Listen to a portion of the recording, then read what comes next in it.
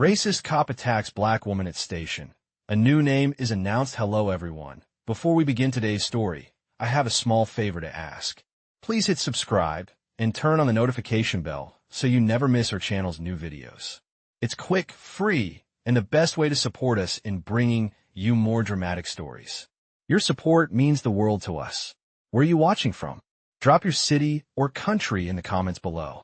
Thank you very much. Now, let's return to the main character. Naomi Carter stood just inside the precinct lobby where the fluorescent lights hummed softly and the air carried the faint scent of disinfectant and old paper. A place designed for order, yet heavy with unspoken judgments. And from the first moment she was noticed, the room's attention tilted in a single direction. Officer Daniel Wright, uniform crisp and posture rigid, watched her with narrowed eyes as if her presence alone challenged the routine of the station. And though voices murmured and phones rang, a quiet tension formed around the desk where she waited. Naomi did not rush her words or her movements. She offered her name calmly, hands visible, shoulders relaxed, her expression steady in a way that suggested patience rather than fear, and that calm seemed to irritate Daniel more than any argument could have.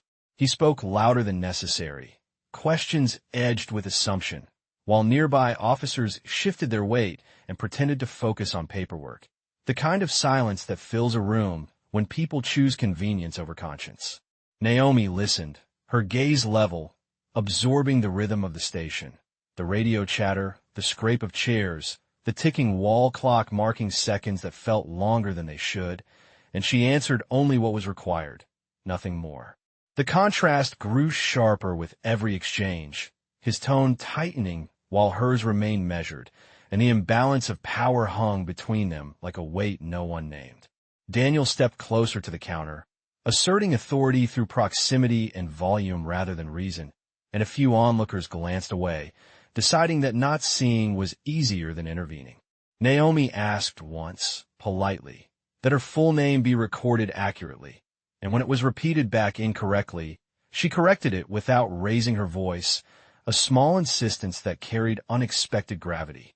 A junior officer paused mid-typing, eyes flicking up for a split second before returning to the screen, as if recognizing something he could not yet explain. Time stretched. Minutes felt like miles, and the station's routine continued around them while the focus narrowed to this single interaction. Naomi's composure did not waver. Even as Daniel's impatience surfaced in clipped phrases and dismissive gestures meant to remind her where she stood. She did not argue, did not plead, did not mirror his frustration. Instead, she waited, trusting that truth has its own timing. Somewhere deeper in the building, a door closed, footsteps echoed, and a name was spoken into a phone with sudden care, a subtle shift that went unnoticed by most. Naomi breathed evenly, eyes forward, understanding that moments like this reveal more than they conceal, and that authority built on assumption is fragile. As the clock ticked on, the station itself seemed to hold its breath, unaware that the balance about to change would not require force or spectacle, only the simple, undeniable clarity of who she was and why she was there.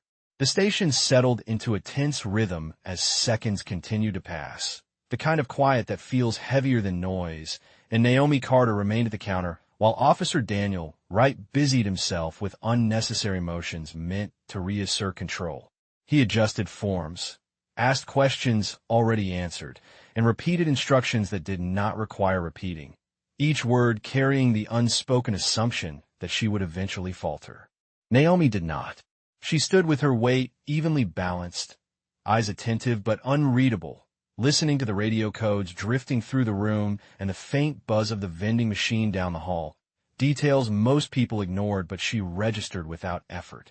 Around them, the precinct moved on autopilot as officers walked past with coffee cups and clipped conversations, some glancing briefly before looking away, choosing distance over discomfort. Daniel finally paused and looked directly at her, studying her face as if searching for a reaction he could use, yet all he found was restraint. Naomi asked again, calmly, that her request be documented correctly, her tone respectful and firm, and that simple insistence caused a subtle ripple. A clerk hesitated before typing, fingers hovering, then entered the information exactly as stated, careful not to make eye contact. Daniel noticed and frowned, his authority challenged not by defiance, but by accuracy. He stepped back slightly, filling the space with commentary rather than commands, speaking about procedures and expectations, about how things usually went in this building, as though routine itself were a shield. Naomi listened, nodding once, acknowledging the words without accepting their implication, and when he finished, she thanked him for clarifying, a response so measured it left no opening for escalation. Time continued to stretch, and with it came small signs of unease among those nearby.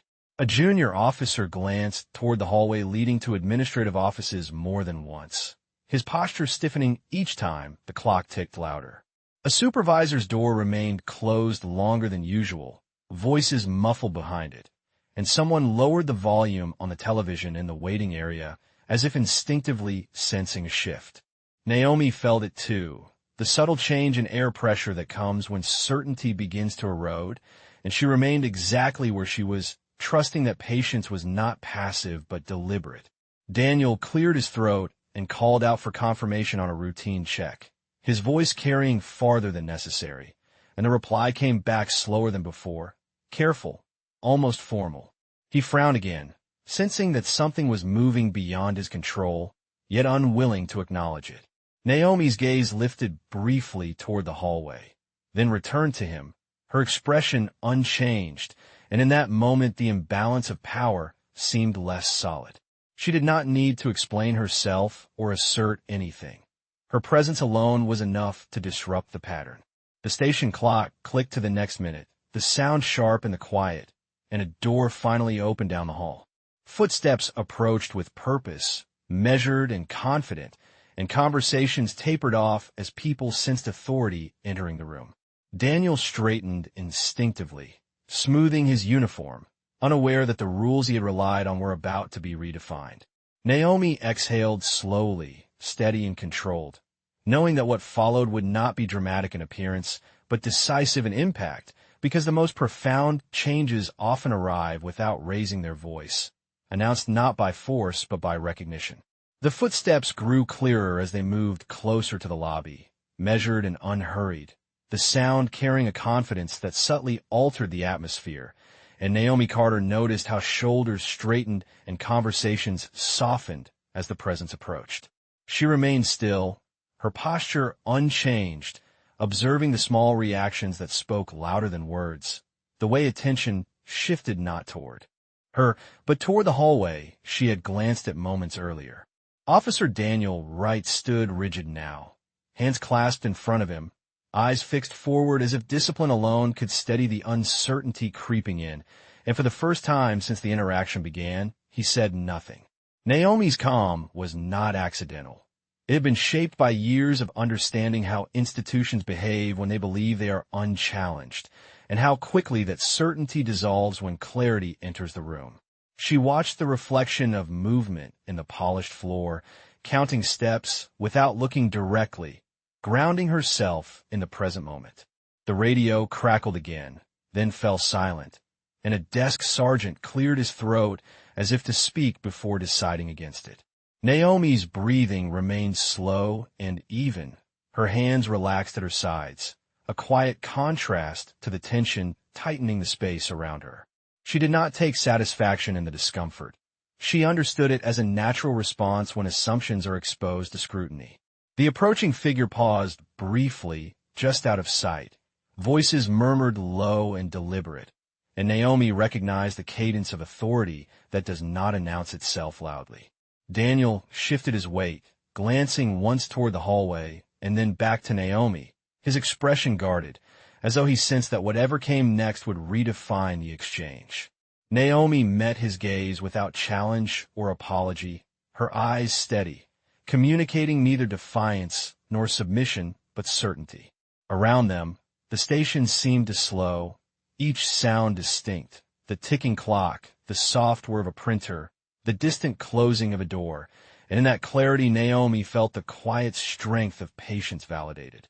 She had learned long ago that truth does not rush. It arrives when conditions are ready to receive it. The door at the end of the hall opened fully, and a senior presence stepped into view, their expression composed, their focus scanning the room with practiced ease. Several officers nodded reflexively, a gesture of respect ingrained through habit, and Daniel's shoulders tightened almost imperceptibly. Naomi remained where she was, neither stepping forward nor retreating, allowing events to unfold without interference. The senior figure spoke briefly with the desk sergeant, their words calm and precise, and a few heads turned as names were exchanged in hushed tones. Naomi heard her own name spoken clearly, correctly, without hesitation, and that single moment of accuracy resonated more powerfully than any raised voice could have. She felt no rush of triumph, only confirmation, the kind that settles deep and steady. Daniel's attention snapped to the sound, his brow furrowing as he processed the shift, and for a fraction of a second, uncertainty replaced authority in his expression. Naomi acknowledged the moment with a slight nod, not to him, but to the truth now moving freely through the room. The senior presence approached the counter, posture open yet unmistakably in command, and addressed Naomi with professional courtesy, asking her to wait just a moment longer. She agreed, her response simple and respectful, and in that exchange the balance became unmistakable. The station had not changed physically, the lights still humming, the floor still scuffed from years of use, but the energy within it had realigned. Naomi stood at the center of that realignment, not because she demanded attention, but because she had never needed to. She understood that the next step would not require explanation or confrontation, only acknowledgement, and she waited, composed and resolute, as the final pieces moved quietly into place.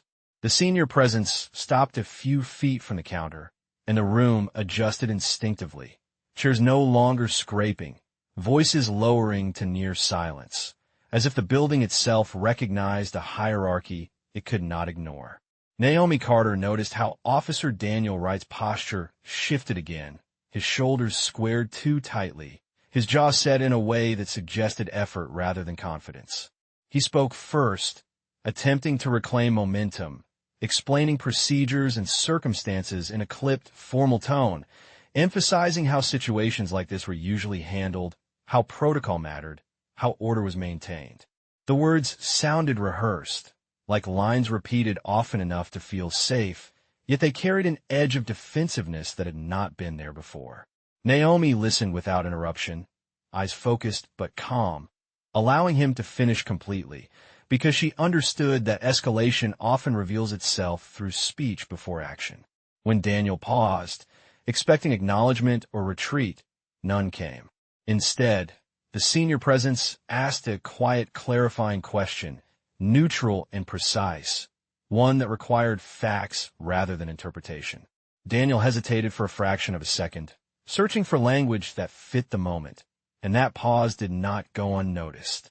A few officers exchanged quick glances, the kind that signaled awareness rather than judgment, and the desk sergeant leaned forward slightly, ready to respond if called upon. Naomi remained still, her composure steady, her silence deliberate, trusting the process she had already set in motion. Daniel answered, but his explanation grew longer, less focused, circling the same points, and with each added sentence, the authority he tried to project felt thinner. The senior presence nodded once, listening without interruption, then asked another question, even simpler than the first, one that narrowed the scope instead of expanding it. The effect was immediate. Daniel's words slowed, his confidence wavering as the framework he relied on no longer supported his assumptions. Naomi felt the shift clearly, not as victory, but as inevitability, the moment when control gives way to accountability. She glanced briefly at the clock, noting how little actual time had passed, and how much had already changed. The senior presence turned their attention to Naomi then, addressing her with professionalism and respect, asking if she felt her earlier request had been handled accurately. Naomi answered honestly and succinctly, confirming facts without embellishment, her voice even, her language precise. She did not accuse or dramatize. She simply stated what had occurred, trusting that clarity was enough. The room absorbed her words in silence. Daniel's gaze dropped briefly before lifting again, his expression guarded now, no longer certain of his footing. The senior presence acknowledged Naomi's response and thanked her, then addressed the room as a whole, reminding everyone present of standards, of responsibilities, of how easily trust can be strained when assumptions replace verification. The tone was calm, measured, impossible to argue with, and it carried more weight than any raised voice could have. Naomi watched as understanding spread quietly among those listening, some with discomfort, others with relief. Daniel stood rigid, hands clenched and unclenched once, his role shifting from enforcer to observer without ceremony. Naomi felt no satisfaction in the change, only resolve, knowing that escalation did not always mean chaos. Sometimes it meant exposure. The station remained the same place it had been an hour earlier, walls unchanged, lights still humming, but the narrative within it had altered course. Naomi stayed where she was, grounded and attentive, aware that the most critical moments often arrive without spectacle, defined instead by who chooses to listen and who is finally required to answer. The room settled into a quieter order after the exchange, not relaxed but recalibrated, and Naomi Carter sensed that the surface calm now concealed careful attention. She was asked to take a seat near the counter while records were reviewed, and she complied without hesitation, choosing a chair that faced the open floor where she could observe without appearing to. From there, she noticed details others missed, the way the desk sergeant double-checked time stamps, the way a clerk reopened a digital form already marked complete, the way a supervisor stepped out briefly to make a call and returned with a measured nod. None of it was dramatic, but together it formed a pattern, one that suggested the station was no longer operating on assumption but verification. Officer Daniel Wright remained nearby, no longer directing the moment, instead waiting, his presence quieter, his eyes following movements he did not control. Naomi rested her hands loosely on her lap, her posture relaxed but attentive, understanding that this phase required patience more than words. She had learned that systems reveal themselves when pressed gently but persistently, and she allowed that pressure to remain steady. A file number was read aloud and repeated, then corrected, then confirmed again, and Naomi noted the care taken with each step. The senior presence asked for a specific report, one that was not commonly requested, and the reaction to that request was subtle but telling, a brief pause, a glance exchanged, a careful response that acknowledged receipt without commentary. Naomi did not smile or react. She simply listened. The station clock continued its steady cadence, and with each minute, the focus shifted further away from her and toward the process itself. Daniel cleared his throat once as if to speak, then decided against it, his silence speaking to a change in calculation. Naomi met his eyes briefly, not to challenge him, but to acknowledge the shared reality that had emerged, and then she looked away, giving him space to sit with it. A clerk approached Naomi with a tablet and asked her to confirm her information, spelling her name carefully, verifying details with professional courtesy. Naomi responded clearly, appreciating the precision, knowing that accuracy now mattered more than volume ever had. The clerk thanked her and returned to the desk, and Naomi watched as the data flowed quietly into the system, lines of text that would outlast memory. The senior presence conferred again with the desk sergeant, their voices low but purposeful, referencing policies and oversight, ensuring that each step aligned with expectation. Naomi recognized the language, familiar and reassuring, the language of accountability when it is taken seriously. She felt no need to explain why she was calm. The calm had been earned through experience, through moments exactly like this where restraint proved more effective than reaction. Daniel shifted again, his stance less rigid now, more uncertain, as though realizing that the narrative he assumed was no longer guiding the outcome. Naomi observed without judgment, understanding that awareness is often uncomfortable at first. The station did not feel hostile now, only attentive, and that distinction mattered.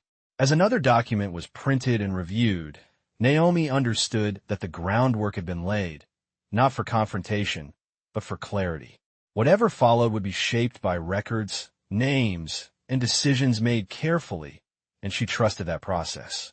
She remained seated, composed, and present, knowing that the most important developments often happen quietly, in moments where the system is forced to look at itself and choose whether it will reflect its values or merely repeat its habits.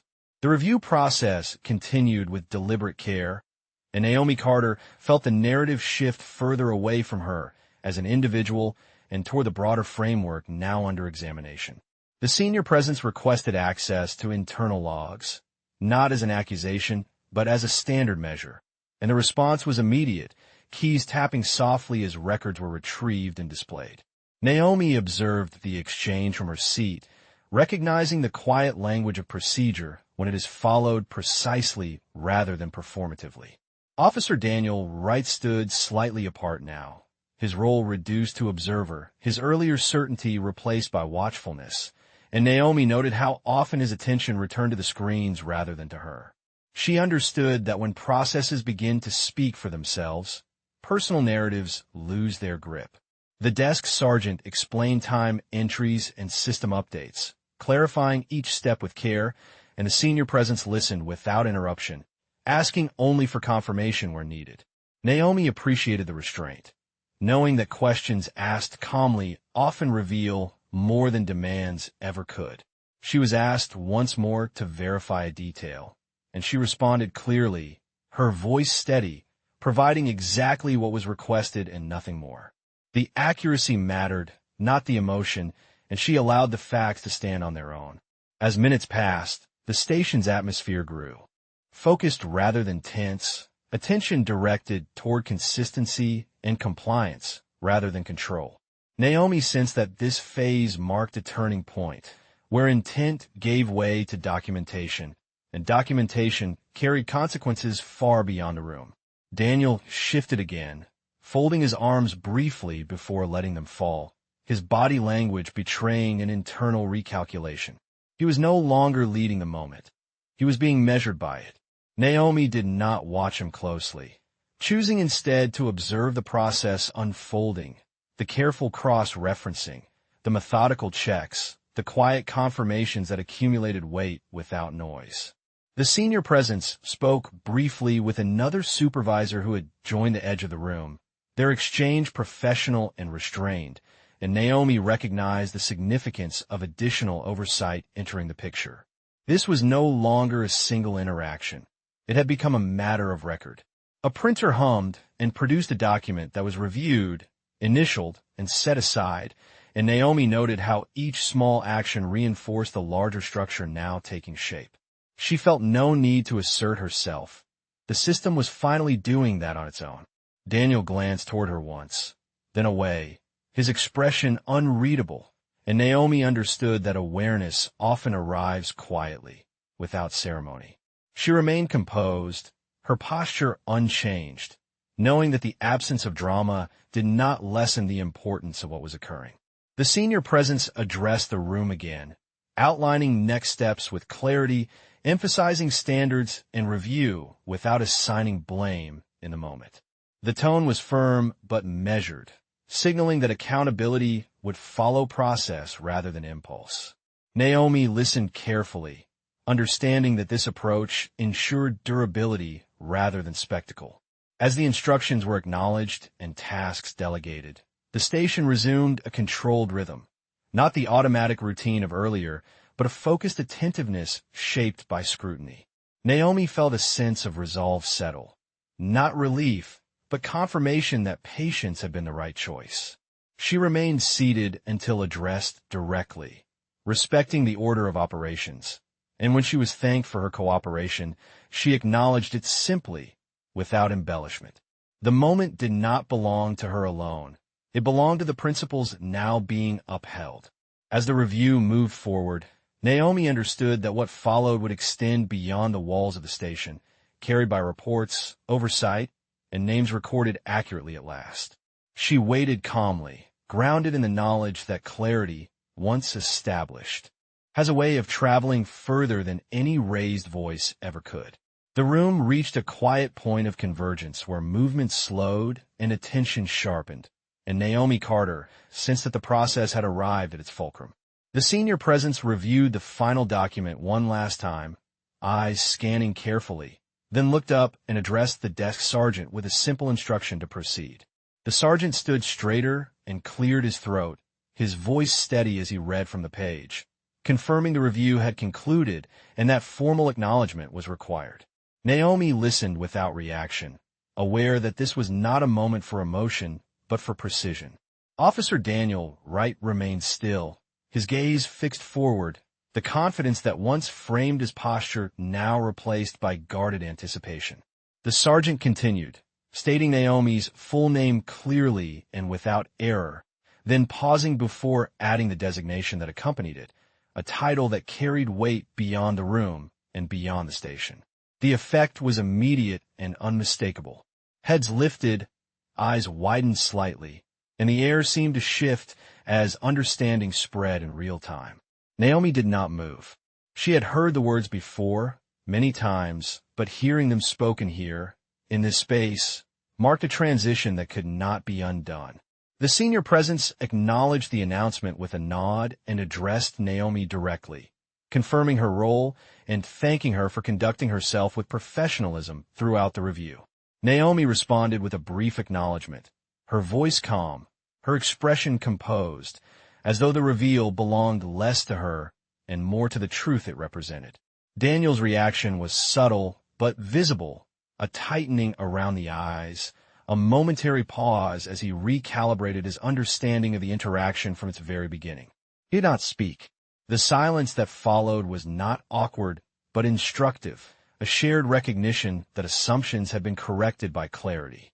The senior presence then addressed the room, reminding everyone present that titles do not change principles, they reveal them, and that accountability applies consistently, regardless of who stands at the counter or who wears the uniform. The message was delivered without accusation, firm and measured, and it settled into the space with lasting effect. Naomi listened attentively, appreciating the emphasis on process rather than spectacle. She had never needed to surprise anyone. She had needed accuracy, and accuracy had arrived. The desk sergeant documented the announcement and confirmed next steps, his tone respectful and precise, ensuring that records reflected what had been spoken aloud. Naomi observed as the system adjusted itself, aligning language, roles, and responsibility with the reality now established. Daniel shifted slightly, no longer at the center of attention, and Naomi did not look toward him again, understanding that the lesson did not require her gaze. The station resumed its controlled rhythm, but it was a different rhythm now, shaped by awareness rather than assumption. Naomi remained present, grounded, allowing the moment to complete itself without interruption. She understood that the power of the announcement did not lie in its surprise, but in its inevitability, the culmination of patience, documentation, and restraint. As the senior presence concluded the briefing and delegated follow-up actions, Naomi felt the clarity settle fully into place. The name had been spoken, the role acknowledged, and with that, the balance had shifted permanently. She stood calmly, ready for what came next, knowing that the most enduring changes are not loud, but precise, carried forward by truth spoken clearly and recorded without error. The station transitioned from recognition to consequence with a calm efficiency that left no room for debate, and Naomi Carter observed as the senior presence outlined the immediate adjustments now required. Instructions were clear and procedural, directing responsibilities away from discretion and toward oversight, and the desk sergeant acknowledged each point with measured precision. Officer Daniel Wright was informed that his role in the matter had concluded for the moment, and that further review would proceed through appropriate channels. The language formal, and unmistakable. There was no spectacle in the delivery, only clarity, and that clarity carried weight. Daniel nodded once, his expression restrained, understanding that the authority he had relied upon moments earlier now rested elsewhere. Naomi did not look toward him as the shift occurred. Her attention remained on the process unfolding, recognizing that accountability does not require confrontation to be effective. The senior presence confirmed documentation, ensuring that timelines, entries, and acknowledgments reflected exactly what had transpired, and a supervisor verified receipt with a brief signature. The sound of a stamp pressed on a paper echoed softly, finalizing a step that could not be reversed. Naomi listened as next actions were assigned, audits scheduled, and reports routed beyond the building, each instruction tightening the framework that would carry this moment forward. The stations. Rhythm adapted again, quieter but more deliberate, as if recalibrated to a higher standard. Naomi felt the shift internally as well, not as relief, but as resolve, a confirmation that patience paired with precision produces results that endure. A clerk returned her identification with respectful courtesy, confirming that all records were now accurate, and Naomi thanked her, acknowledging the care taken. The exchange was simple, professional, and meaningful in its normalcy. Daniel stood at a respectful distance, no longer directing or responding, and the space between him and Naomi felt settled, defined by boundaries now clearly established. The senior presence addressed the room one final time, emphasizing expectations for conduct and review, reinforcing that fairness is not situational but consistent, and that trust is sustained through transparency. The words were not accusatory. They were instructive, designed to remain long after the moment passed. Naomi absorbed the message, recognizing it as aligned with the principles she had relied upon from the beginning. As the briefing concluded, the station resumed activity, phones ringing again, officers returning to tasks with a renewed attentiveness that suggested learning rather than resentment. Naomi stood when invited, her movements unhurried, her demeanor composed, and confirmed that she was prepared to proceed as directed. The senior presence acknowledged her readiness and thanked her again, not for the outcome, but for the manner in which it had been achieved. Naomi accepted the acknowledgement without emphasis, understanding that the true measure of the moment lay in its continuity. She gathered her belongings and paused briefly, taking in the room one last time, noting how the environment felt different now, not transformed but corrected. Daniel turned away toward another corridor, his steps measured, and Naomi did not follow him with her eyes. She understood that consequence does not need to be witnessed to be real.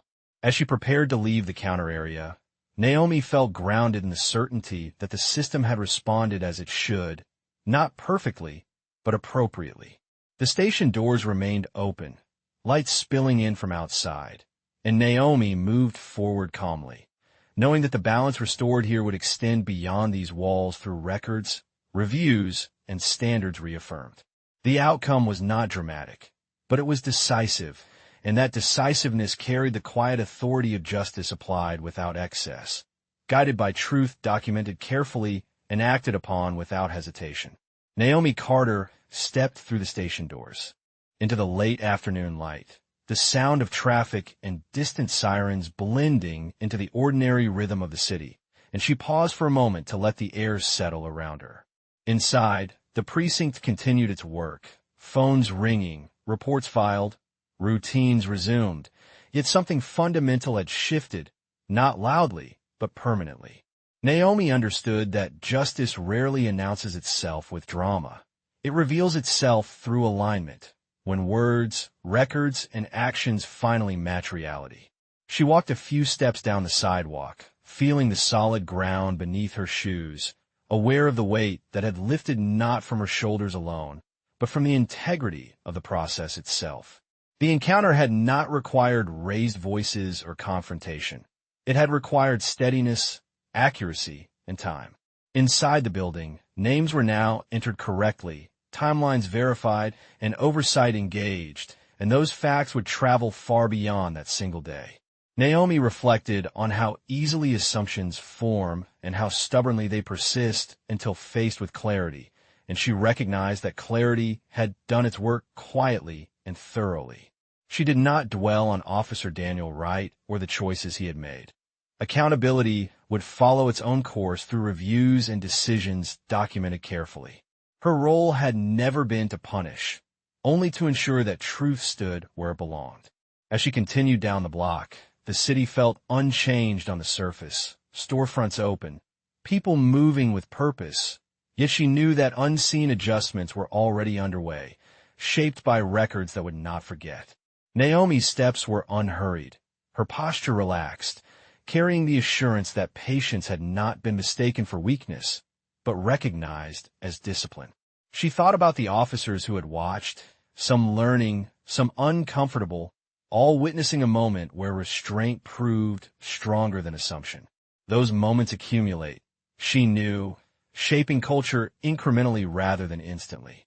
The station behind her would continue to operate, but now with a reminder etched into its procedures, a reminder that authority must always answer to accuracy. Naomi reached her vehicle and paused again, placing her hand on the door handle, taking a final glance back toward the building.